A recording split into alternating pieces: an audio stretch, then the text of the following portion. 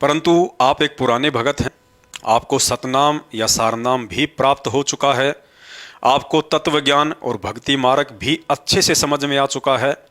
तो फिर आपको गुरुदेव भगवान का वह वचन भी याद रखना होगा कि नर संसारी लगन में दुख सह करोड़ा, परमारथ के कारणे जितना सहो उतना थोड़ा। अर्थात ज्ञान समझ में आ जाने के बाद एक भगत ने अपनी भक्ति क्रियाओं से अधिक किसी भी सांसारिक कार्य को महत्व नहीं देना है। सबसे पहले परमात्मा का काम, उसके बाद सांसारिक काम। गुरुदेव भगवान ने बताया कि सांसारिक काम भी परमात्मा की भक्ति करते रहने से ही सफल होते हैं।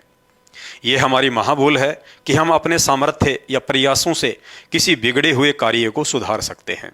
अर्थात जिस दिन आपको ये भक्ति मार्ग पूर्णतया समझ में आ जाएगा और अपने आत्म कल्याण के प्रति आप सजग हो जाएंगे, तो उसी दिन से आपके स्वभाव में यह बात शामिल हो जाएगी कि अपने आत्म कल्याण का कार्य पहले और सांसारिक कार्य बाद में। अर्थात उसके बाद भक्ति में आपसे कभी भी भूल नहीं हो सकती। गुरुदेव भगवान ने यहाँ तक कह रखा है, यदि परिवार या रिश्तेदारी में किसी की मौत हो जाती है तो भी भगत ने अपनी तीनों समय की आरती व मंत्रों का जाप करना नहीं भूलना चाहिए। गुरुदेव भगवान कहते हैं, गरीब कच्चा हीरा कृच हो नहीं सह घनमार, ऐसा ये मन हो रहा लेखा लेकर तार।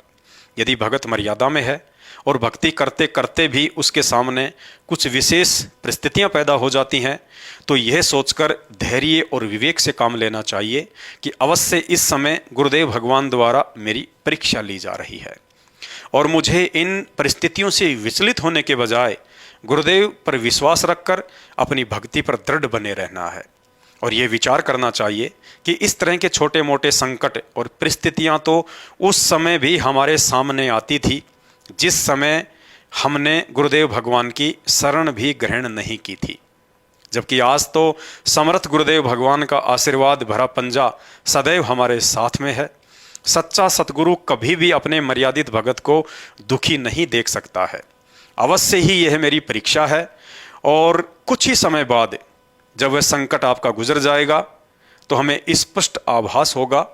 यदि उस समय उन परिस्थितियों में विचलित होकर मैं अपना धर्म कर्म छोड़ देता, मन में कच्चापन ले आता या गुरुदेव के प्रति मन में कोई शंका या दोष पाल लेता, तो मेरी बनी बनाई भक्ति का सत्यानाश निश्चित था।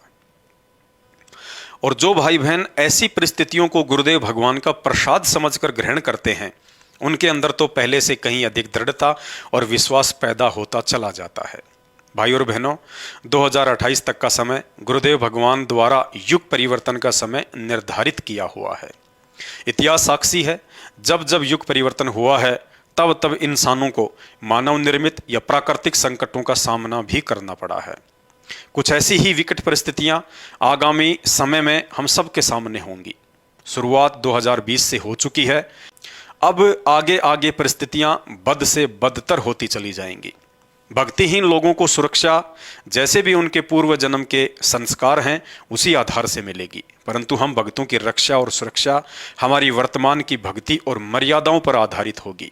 अतः किसी भी सूरत में अपनी मर्यादाओं को टूटने ना दें और गुरुदेव भगवान द्वारा बख्शीश शास्त्र अनुकूल सत भक्ति को नियमित करते रहें। शंका समाधान में आज केवल इतना ही। भक्ति और मर्यादाओं को लेकर अगला वीडियो देखने के लिए हमारे Facebook page Pawan Das is live Manav Dharmi Pawan दास को फॉलो करें। अच्छा लगे तो शेयर करें। बंदी छोड़ सतगुरु रामपाल जी भगवान की जय हो।